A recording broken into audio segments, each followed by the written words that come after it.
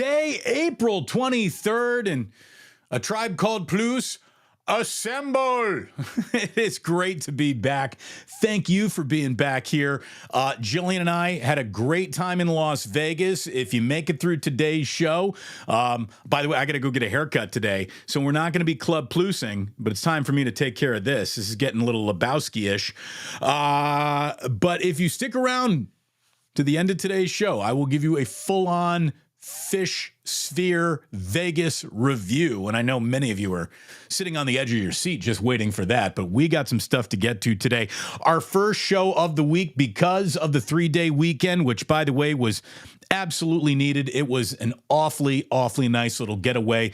Bumped into a few people who are Plucers in Las Vegas, namely Tyler from Mexico City, who all but invited me and Jillian down to Mexico City for taco tours and bring the kids. And it was awesome to bump into that guy in the lobby of the Sphere during a set break. But this is a big, fun week, boys and girls.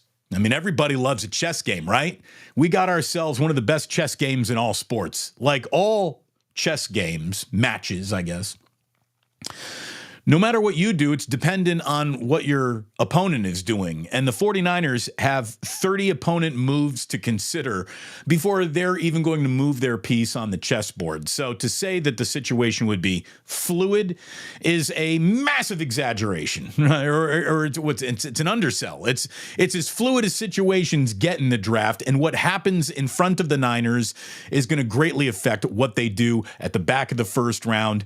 And then obviously the Brandon Ayuk situation, which while I was away playing in the desert, I noticed didn't really change at all. I've seen the John Lynch talking about how he wants Brandon Ayuk's entire career to be in a 49ers uniform, and I love that, and I believe him, I really do. But what I also think is something that is completely in play here is him trying to let everyone else know that if you're going to come for my guy, it's not going to be at a cheap price. I also remember distinctly Mike Dunleavy Jr. saying that he wanted Jordan Poole to, sign several contracts with the Golden State Warriors, and that was 48 hours before he actually got traded. So, let's see what happens. What I do know for sure is I'm sick and tired of talking about the maybes, and I can't wait till Thursday gets here so we can get into the what's actually happening. And there's an awful lot happening for the 49ers, who pick at 31 on day 1, 63 and 94 in rounds 2 and 3. And then there are 3 fourth-rounders, which are kind of like wild card picks, because you can package those to move up, you can trade back. I mean, there's so many options for the 49ers, and how the board looks in front of them, the talent that drops to them, is going to dictate what they do on draft day, which, by the way, I want everyone to just make a note. Tomorrow's show, an announcement about a Plucer meetup for the draft. Day 2, Friday at the Dubliner, is officially in works. I'm going to confirm everything with Larry Kruger later on this afternoon, and Larry and I could be greeting you, meeting you, and hanging out with you at the Dubliner coming up on Friday for a little draft party for 49ers fans. So that is what's going on. The 49ers, along with 31, 63, 94, with 3 fourth-rounders, also got a 5th rounder, 2 6th-rounders, and a 7th rounder. So 10 picks. Lots of moving pieces on a chessboard for them to play with. If the first round breaks the way I think it might break, and what do I know? Officially nothing. These are all just informed guesses. That's all I got for you. I think Zach Frazier is the pick at 31. If they just stay and the board plays itself, I think Frazier could be there at 31. And if he is, I think he would be more of a priority. Get the first center off the board, second center off the board, rather than the 4th or 5th or 6th best other offensive lineman tackle guard combo. So I think that that's the way to go. This is a pick that Kruger and I have been talking about quite a bit. It's a draft pick that makes your entire offense better by solidifying protection for Purdy in the middle and improving your running game it's like the right center can be the tide that lifts all the boats in the offensive harbor for the 49ers. Better interior blocking, better depth along the offensive line, which returns every starter from last year, getting better at pass pro, getting better in the middle. I think that that's just kind of job one here for the 49ers, and they really have not done it or addressed it in free agency. I know for a fact that, I think it was even Dave Lombardi who wrote death, taxes, and a defensive lineman with the first pick in the draft. The 49ers have done it many times, and they might do it again this time too. But I really would be looking offensive lineman, best offensive lineman on the board before I'd be looking for edge or interior defensive lineman if it were up to me.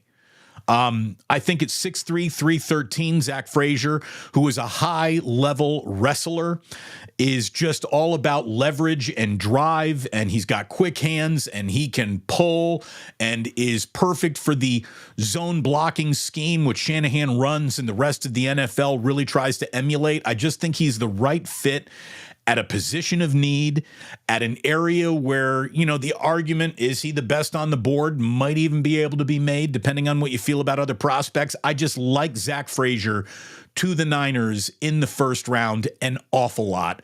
And I think that they would too if they had the opportunity to do it. So we'll all find out on Thursday.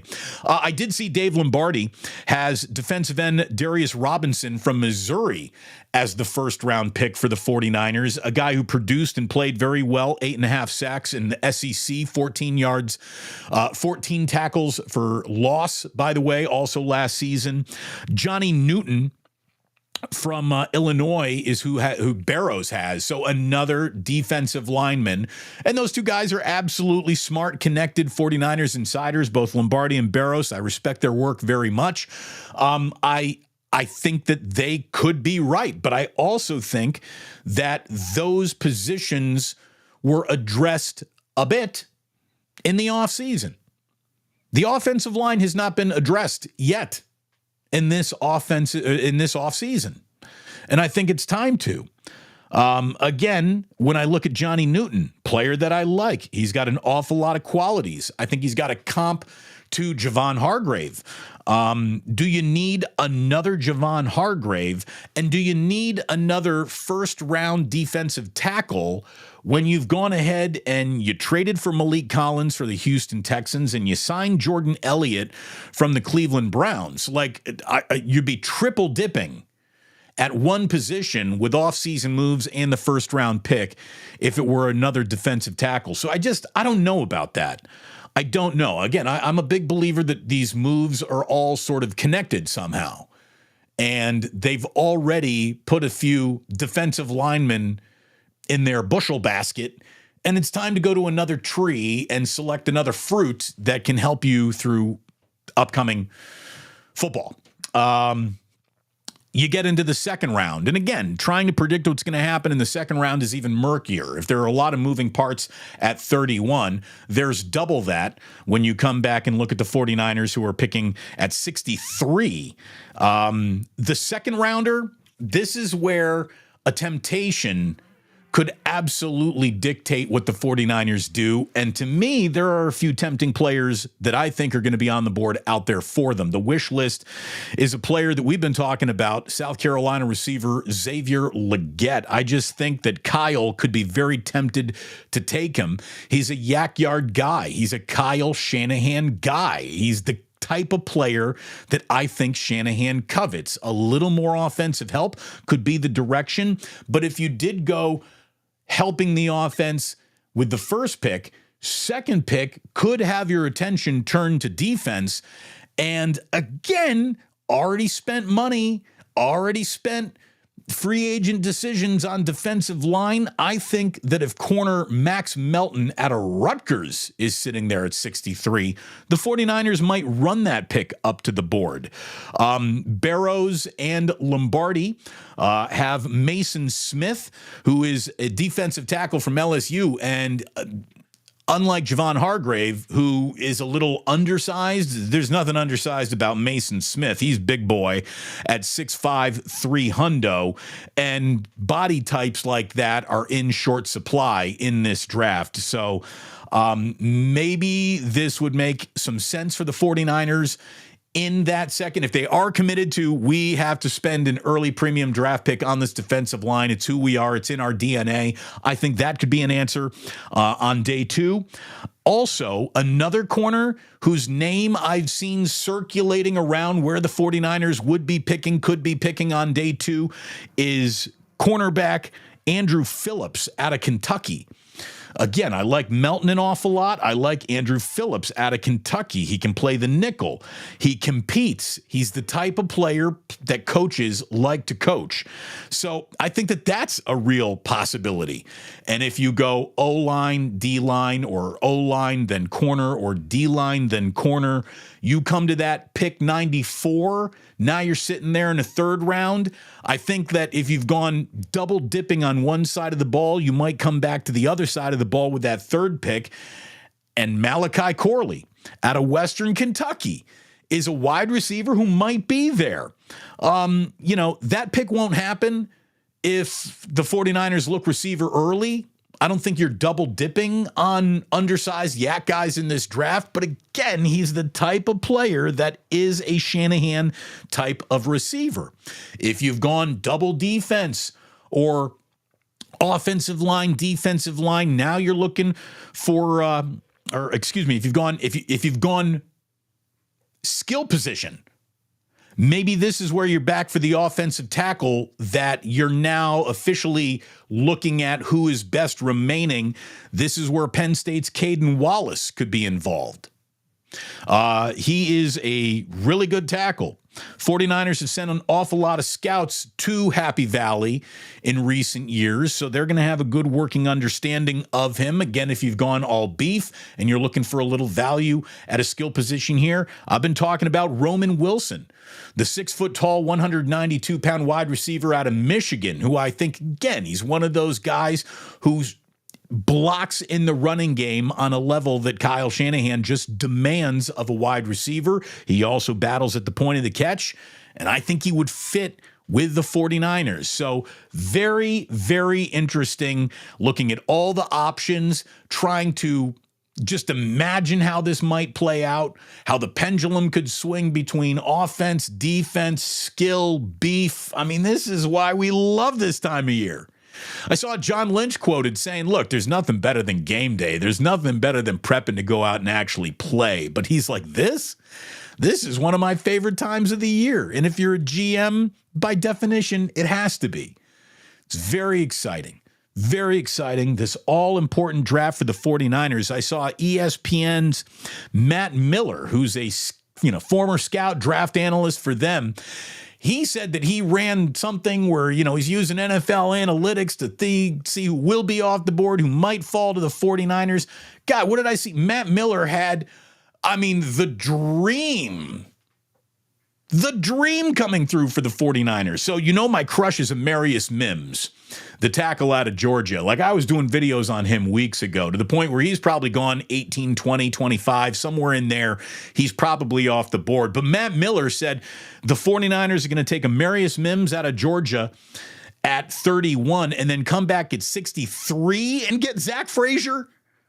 I don't know how Zach Frazier makes it to 63, but if Matt Miller is right, and that could happen for the 49ers, I don't care what they would do with their next however many, 8 more picks. Like, that right there would be a monster draft for the 49ers if they came away with maybe the most raw talent in the world of offensive tackle to be offered in this draft, and a guy who a lot are predicting will just be a blue chip center. But that feels like other teams will have screwed up for that to happen with the 49ers. But I'm excited. I'm ready to go. Thursday can't get here fast enough.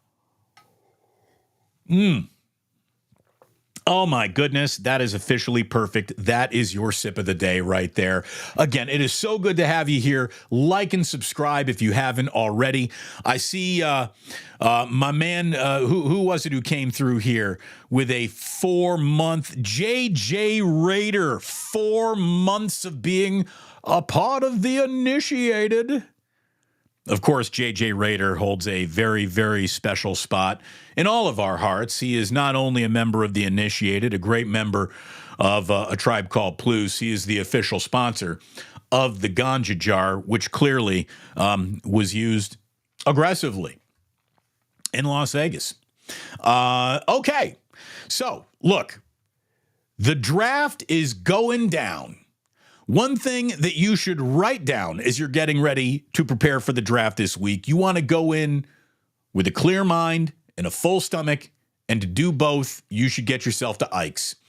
The sandwiches at Ikes are absolutely amazing. This guy is absolutely amazing. His support and sponsorship of this show has been absolutely amazing. Ike, you are the man. Your sandwiches are the best in all the land. You've been hearing me talk about them for over a year. Most of you have already tried Ikes. I don't need to sell you anything. But if you are among the very few out there who have yet to go to Ikes, make this the week that you break the seal on that.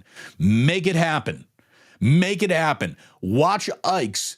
The minute you sink your teeth into that first bite, go racing up your own draft board of lunch options going forward in your big and beautiful life as it progresses. Download that app. Start eating your way towards free sandwiches. Earn Ikes rewards points. And if you are in charge of catering for your office, or you got a big party coming up, or kids coming over, sandwiches are needed. Check out Ike's Catering. Everyone will walk away happy as a clam if you do something like that. And again, to get happy as a clam, go to the Dubliner and West Portal. We will be assembling, I believe, Friday. Now, for those of you who have been saying, Damon, I hope your next Plus Mania is on a weekend so I can make it, on a Sunday maybe so I can make it. This is an official Plus Mania. This is Draft Mania, baby. And Larry Kruger and I have designs on being there on Friday. If we waited on Thursday, it would be so late into the evening when the 49ers picked. It just would be too drunk to go on the air, unless they get aggressive and trade up.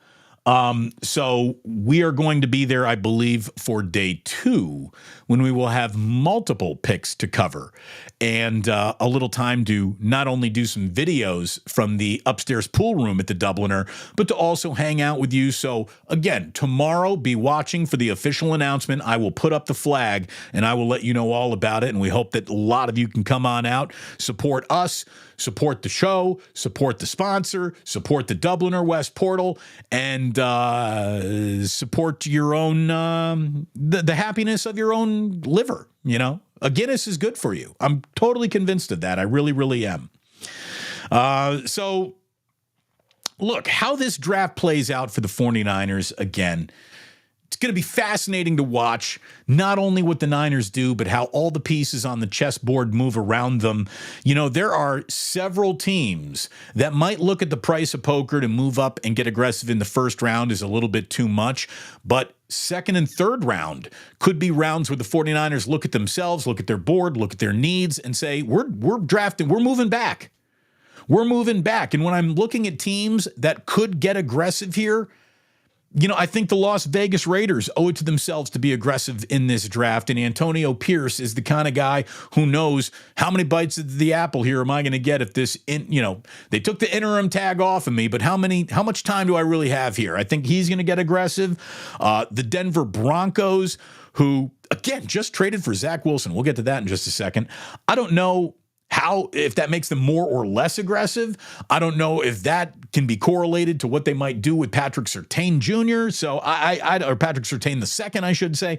So I don't know what they're going to do. The Vikings could get aggressive. Cardinals could be aggressive moving back and then up into the second round. Chargers could very well be aggressive. The Giants, the Commanders, the Atlanta Falcons feel like they got the entire NFC South just waiting for them to dominate it. The right aggressive move on draft day could allow the Falcons a cakewalk to a division title in a weak division. So let's see how the board spins around the Niners. Woo! I'm ready, man. I'm ready. I see Smiley Dan is over here saying, Damon, I'm clearing my desk for that Sphere review. Let's go. It's coming. It's coming. Patience, my friends. Patience. It's on its way. But we got to do what we got to do. We got to get the sports out. As you know, I am very much not into fashion in any way, shape, or form, but I'm into uniforms. I'm a little bit of a uniform Nazi and a basketball court Nazi. I have strict standards. And the Denver Broncos have just unveiled new uniforms. The only new uniform that everyone is excited about is the throwback, which incorporates the orange jersey, the powder blue helmet, and an awful lot of the way the Broncos used to look, which, by the way, is the Broncos' best look, which should be their full-time look. But no, that's just going to be an alternate jersey.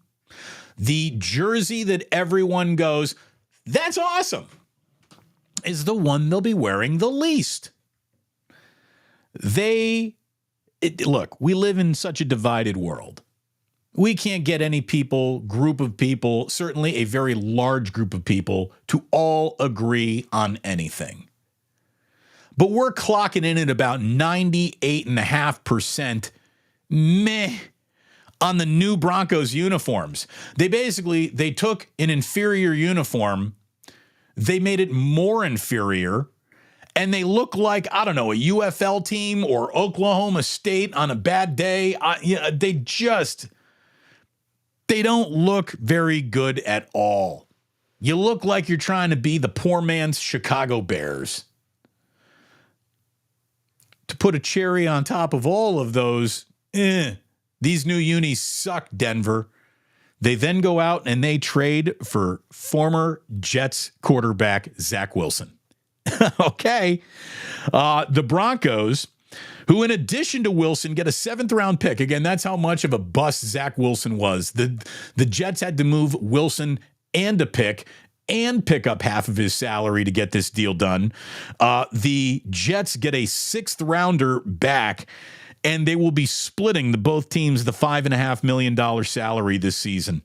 What a disaster Zach Wilson was. Not only did Zach Wilson not turn into they hoped to, he turned into the reason to add Aaron Rodgers at the end, which immediately scuttled a year when he tore his Achilles. And now Aaron Rodgers is going to be back, and there's no good juju around Aaron Rodgers anymore, so expect that to not work again. Nobody gets better this late in their career. Zach Wilson was a mess unto himself. The fact that it led the Jets into now what feels like a messy Aaron Rodgers relationship is just, what can I tell you? Some teams are the fucking Jets because they're the fucking Jets. And let me check. Yep, they're still just the fucking Jets. So look, let's go. Thursday. Get here fast Thursday. There will be a wake up. Yours truly, Larry Krueger, on Wednesday, 8:45, Wednesday morning to preview the first round. We will be back reviewing and previewing rounds 2 and 3. Same time, 8:45 a.m. on Friday morning, simulcast on both Larry and I's channels. We're really looking forward to that. And again, a little meetup at Dubliner West Portal being cooked up for Friday. Yeah, baby.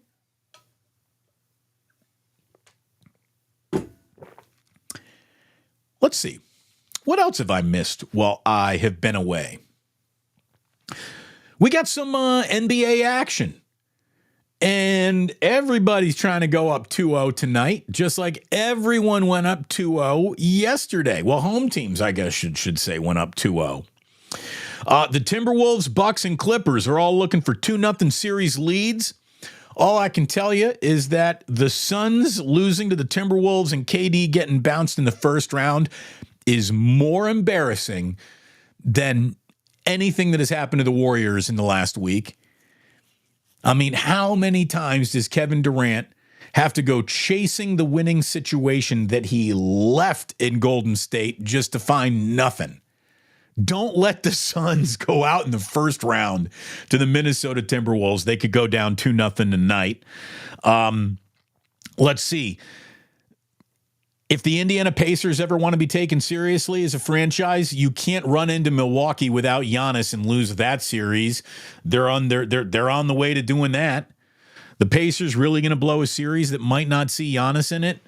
Don't put it past them. It's kind of what they're known for. Disappointment is usually the only thing at the end of the Pacers rainbow. And look, Luka Doncic needs to put the Dallas Mavericks on his shoulder and win against the Clippers tonight in LA to go back to Dallas 1-1. If LA's up 2-0, look out. That's the Clippers. Meanwhile, the Lakers, they ain't up. They ain't up. As a matter of fact, they're down 0-2. Jamal Murray with a big dagger. And the Lakers are in trouble now in an 0-2 hole against the Nuggets. Another playoff triple-double for Joker. The Knicks are up over the Sixers, who are such false prophets. I'm sorry. Joel Embiid, I know he's banged up. He's hurt. He's limping all over that court. But that guy's a total false prophet. And anybody whose scoring average is fully dependent on a VIP line to the free throw stripe isn't going to get that. It's why James Harden teams have never won shit. It's why Joel Embiid teams will never win shit. If you live at the line, you will die in the playoffs. You will. You will. The Cavs are also up on the not ready for primetime Orlando Magic. So there you go. We get Timberwolves, Bucks, and Clippers winning the night. Everybody in the NBA's up 2-0, 2-0, 2-0 across the board. You ready to talk a little bit of baseball? Not very much, just a little. Okay, sure, before we get to Vegas and the Sphere. I know everyone is waiting around for that, so we'll get there. I'll say this. It's hard to figure out the Giants. They play, I think, tonight's game 25. Played 24 games. It's hard to figure out the Giants. They're officially not great, but they're officially not bad too. And, they got one of the worst run differentials in the National League. I don't like that about them. But having said that, they're not bad. I don't feel like they're a team that's designed to struggle to score, maybe a little bit more at home, but every Giants team since they've moved into that ballpark has been a little bit like that. They beat the Mets with Michael Conforto homering against his former team on Monday night. That must have felt good for Conforto. A real nice outing for Keaton Wynn, who went into the seventh inning. Good to see that. I think he's going to be an important piece. Nick Ahmed is somebody who was all glove, no bat, and look at him. He's hitting 296. I don't know how much that is going to hang around with us this summer, but good start for Nick Ahmed, who was a very meh. Should have probably brought back Brandon Crawford level signing. Well, Brandon Crawford's not going to hit 296 at any point in time in his life going on from here. So good to see that. And look, it's a hell of a pitching matchup at the ballpark tonight. You got some good NBA playoff action going on. Giants on a little bit of a flip back, and it's Logan Webb versus Luis Severino. Both those guys are 2-1 with ERAs under 3. So hell of a pitching matchup tonight at 24 Willie Mays Plaza. Giants ain't bad. And maybe even the more remarkable element of that, truly the remarkable element of anything that's going on in baseball here, is how not dead on arrival the Oakland A's really are. By the way, you want to talk about dead on arrival? Ask people in Las Vegas if they're excited about the Athletics. Flatlining. I mean, there's nothing. And look, I know it's not happening for 4 years.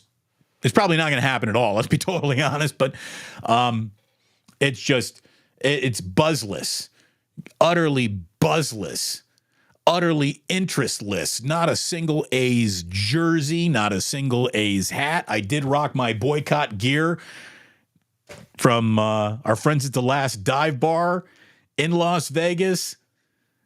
I was the only one even referencing the A's in the entire city limits. So that's kind of who they are. A's are at the Yankees 4:05 this afternoon. And, here's the crazy thing. I got a little splash of coffee on my cheek there. Sorry. I'm going to wipe that off. Here's the interesting thing about the A's, right?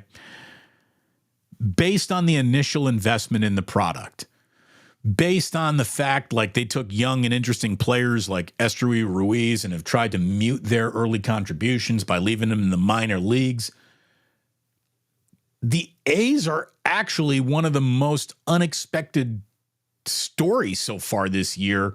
Like any day that the A's spend without being the single easiest to see worst team in baseball was like a good day for them. And they're nowhere even close to being the worst team in baseball. They're nowhere close to that. I mean, it's hard to label them as overachievers, but it's also hard to label them the clown show that they were designed to be. So, okay. If you're an A's fan, you got very little left to root for, but at least you got a little something, I guess. It's a drug you should probably wean yourself off of. If you are looking for the worst team in baseball, we found it. It's the Chicago White Sox.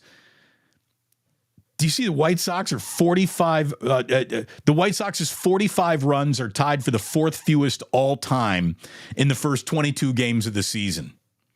They've got the most losses and shutouts of all 5 of the teams that they're tied with.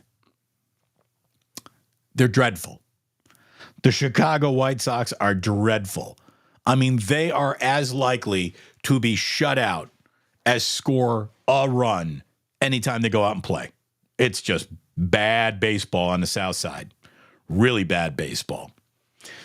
So there is your Tuesday, April 23rd show about sports here on the Pluce. You've all been warned. The rest of this, Sphere Vegas review. With just an eensy-weensy little bit of reaction to Taylor Rooks' story I saw pop up over the weekend.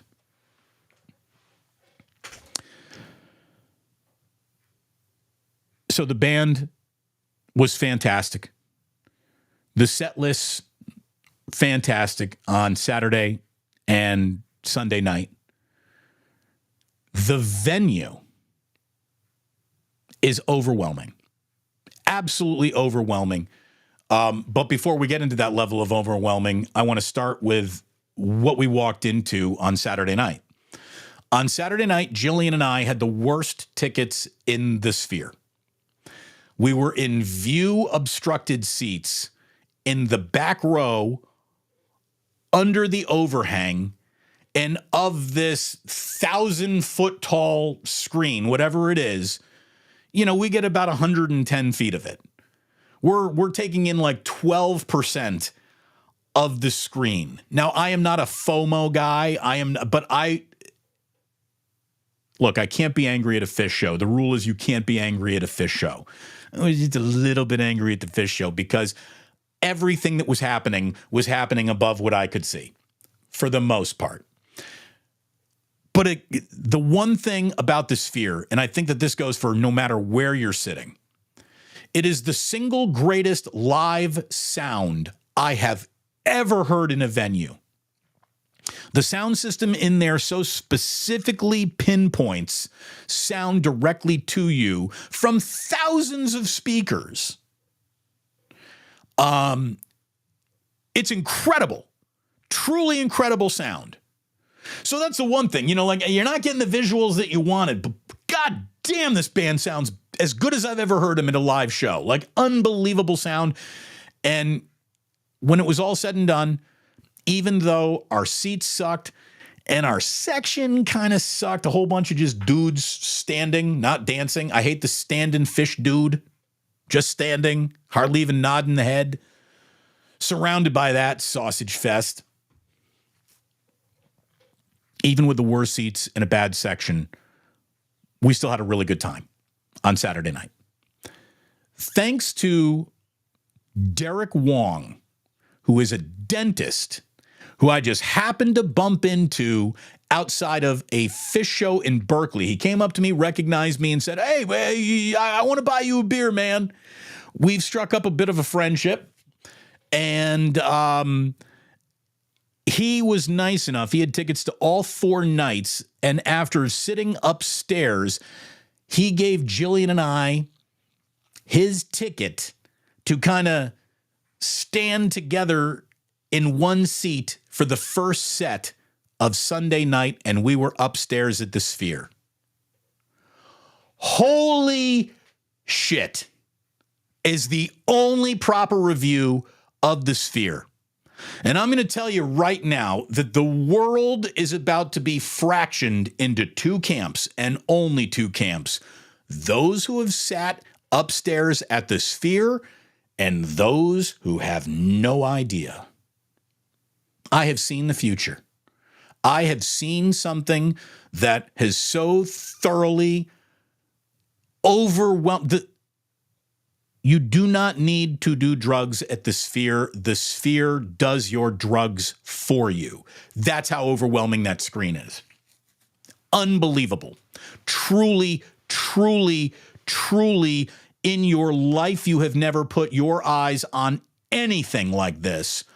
Amazing.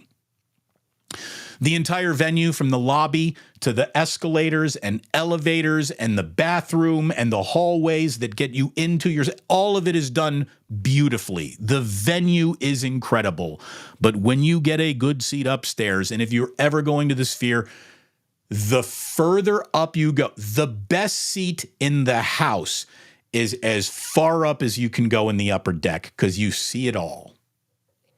And I'm going to tell you that it really is the world's largest planetarium. And the way that they used to do like Pink Floyd shows at planetariums, Fish the band didn't even need to be there. I mean, it was awesome that they were there. And, you know, live music is always more exciting than recorded music. But the wall so overwhelms that you almost don't even look down and see the band. And what I envision for the Sphere's future, this is how they're going to get Talking Heads back together. No, the Talking Heads are not going to get back together, but literally you could just play Talking Head songs with the right graphics on the screen, and you could sell those tickets for $500 a pop. This is how Led Zeppelin stays alive. This is how Michael Jackson is going to be reborn. This is how Crosby, Stills, and Nash stay around.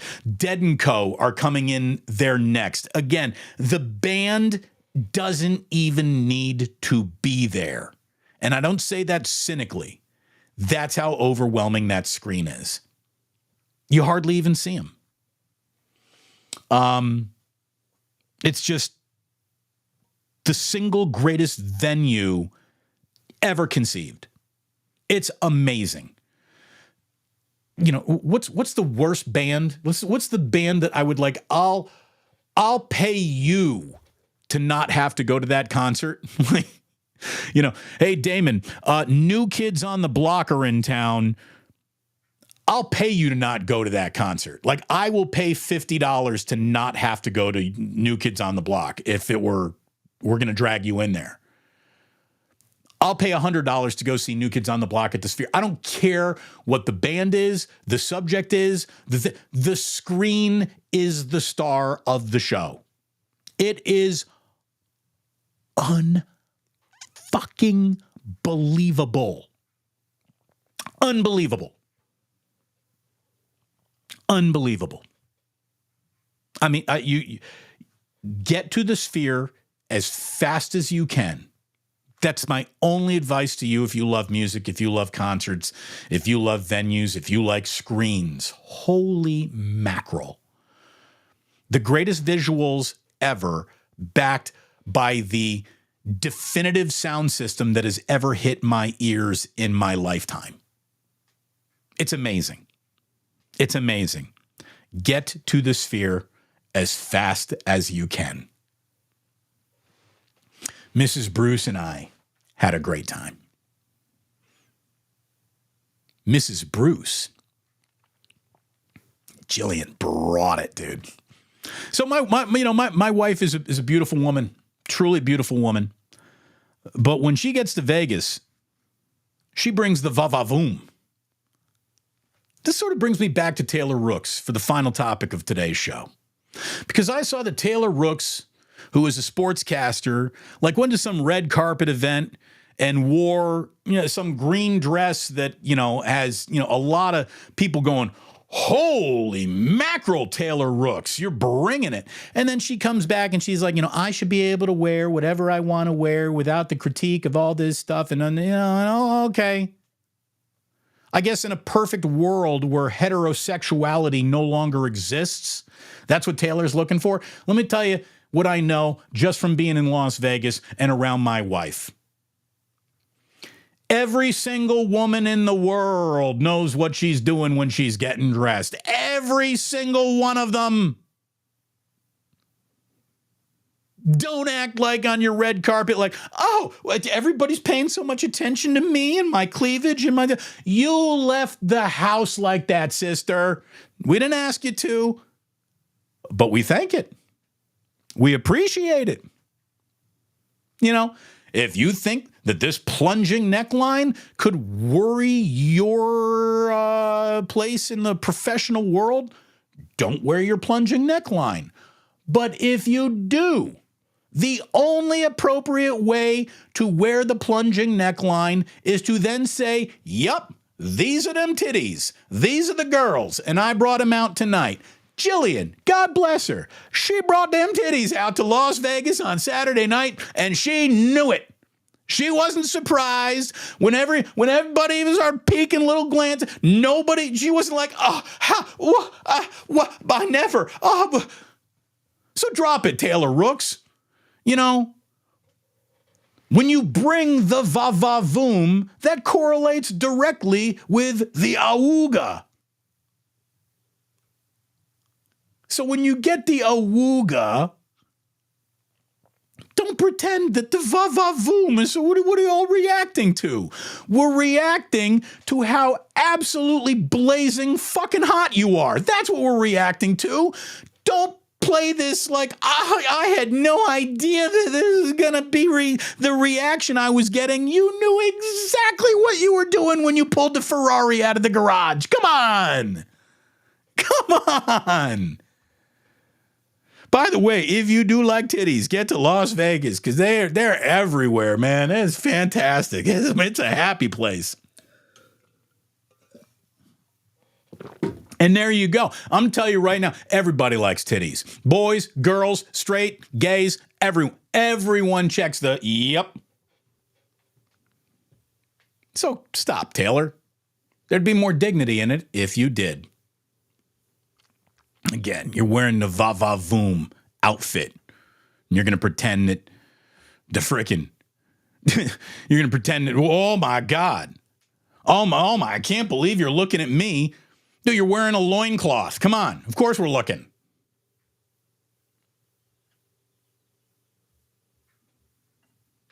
Red Jet. There we go. Titties everywhere. You know what it is, Red Jet? You know when you got those girls standing up? Dress right dress, getting ready for the national anthem. Pa-pow. Come on.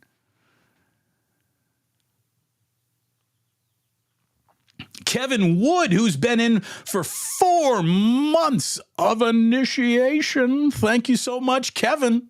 Says Dave Chappelle once said, you might not be a hooker, but you're wearing the uniform. I mean, this isn't even a hooker uniform. I'll tell you this. When you go to you used to go to Las Vegas, okay? You used to go to Las Vegas, like back when I was in college, and you could, at 11:30, see the wave of hookers, like, hit the casino. You could see it happening.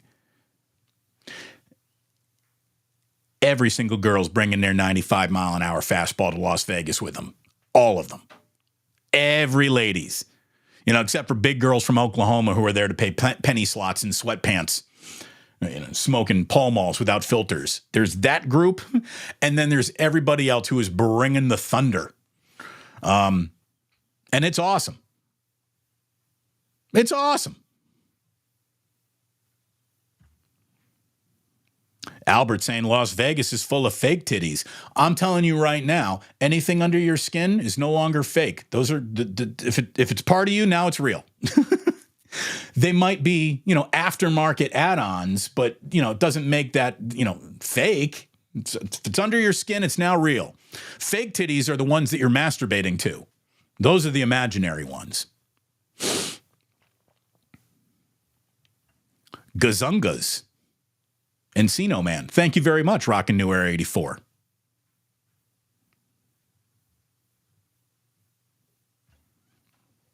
This is absolutely Jillian be like, please excuse me if I come across just me. And that's how much. Exactly. Dude, again, my wife is absolutely professionally appropriate when she goes. My wife is gorgeous. My wife would be beautiful in a suit of armor.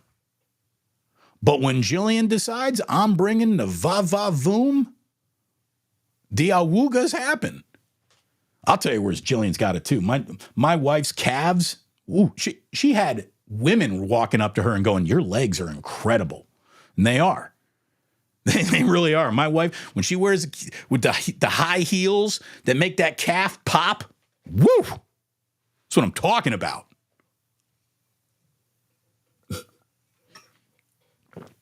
I'm guessing Jillian is upstairs, like working from home today. She's deep getting back from her 3-day weekend. I'm down here talking about calves and titties. What's this? Ace of Base would rock the Sphere. Dude, anyone would. I mean, the Sphere is amazing.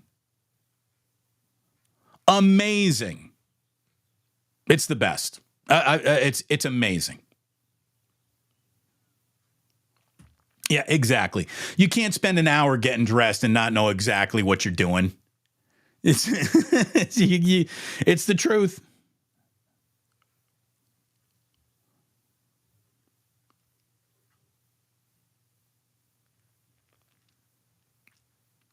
I'll tell you, like Tool needs to go and play the Sphere. They're known for their audio visual. I Rush at the Sphere would have been incredible. I don't know if they're done touring now that their drummer's passed away, but I mean it's incredible. Like any band with an ounce of audio or visual creativity to them has, your options in the Sphere go to infinity. Dan saying, I got to go. I got to go ASAP. Otis Bird saying, now I got to go to the Sphere. Yeah, you do. You do. Dan, Creed at the Sphere. I will go see Creed at the Sphere tonight, and I'll pay $500 fucking dollars to get in there. That's how incredible that place is. The Gin Blossoms, yes, any shitty band you could think of, I would go see them at the Sphere. Yeah, this is Danny Golding saying, I was there during Super Bowl week. I went to the Sphere and saw a presentation of a movie called Postcards from the Earth. Even though it wasn't a show, it's still incredible. Okay, yes. I've seen some highlights of that show online. And again, let me just say this again. The videos that you've seen of the Sphere online are like the videos of the Indianapolis 500 of the Kentucky Derby. You cannot appreciate the speed as to which those cars or those horses are moving until you're there in person. You cannot appreciate at all the size of that screen and the sound in that place until you're in there. It's remarkable. It's truly remarkable. James Dolan got one thing right. And I'll tell you this right now, Nathaniel, Damon, you coming back for Dead & Co. at the Sphere in June? They're playing a lot of shows. Jillian and I already have talked about going back for Dead & Co. just to see the Sphere again, just to have even better seats up in that 400, 300 level. It's incredible. It is incredible. Yeah, Pink Floyd laser show, absolutely. You need Roger Waters doing the wall in there. Just incredible. It's overwhelming. Again, I cannot do it justice. And I talk for a living. I know how to describe things pretty darn well. I can't describe it. I can't. Did Fortenbaugh go? No, see, here's the thing. I was talking to Joe recently, and he's like, only I would live in Vegas for like 3 or 4 years and then move right as the Sphere was opening and fish. No, Joe's in Connecticut now. Family moved out of Vegas. So unfortunately, I didn't see my buddy. Didn't get the chance to see JT the Brick either. So hopefully that happens the next time I'm in town. I see the question you're asking here, Smiley Dan, and the answer is, yeah, dude, we partied. Damon had a great time in Las Vegas. But you seriously, you don't need anything. You don't need anything going in there. It's that overwhelming. It's that powerful. It's that incredible. Damon, I looked up your wife. Congrats. Very nice. Oh, thank you, JR. I didn't mean to send everybody onto a Googling mission. The Down with Disease, it was one of the best Down with Diseases I've ever heard, Smiley. And I like Down with Disease. I've been to enough shows to where like I don't need another Down with Disease. I'm good. It was incredible. It was incredible. The Slave was great. The Light was great. Here's the power of the Sphere. Nobody likes New Fish. Pello Jets isn't even a very good song, but what we saw on Saturday night, even in limited screen slice, the Sphere's imagery will take a song that you don't even like very much and turn it into something else. I don't like the song More. You know, that's always I'm going to go to the bathroom song. You didn't go to the bathroom during any song. The Divided Sky, again, Divided Skies is it's kind of like a gentle, pretty song. And they just put this big, beautiful sky and clouds behind them the whole point. I wanted like the sky to get ripped in half and God to be peeking through. That didn't quite happen. But again, you can get serene with a backdrop and a landscape, and it's gorgeous. You can get high tech. For Ghost, they had these 3 big robots that were up on the screen, and then they look over. I actually posted one of those videos on YouTube Shorts for you to check out. It's incredible. It's absolutely incredible.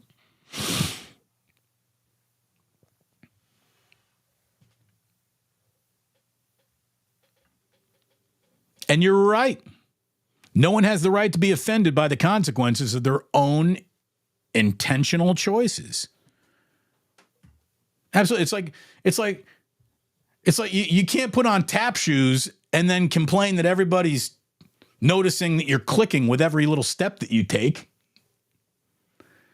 You can't take double D's, serve them like 2 scoops of ice cream, and then be, offended when people are getting brain freeze. It's part of it.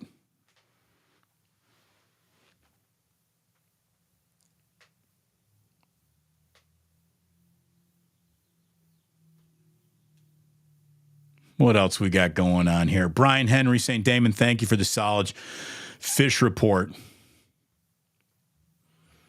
Dude, Dan, put Slayer in there. Put Slayer in there. I'm in.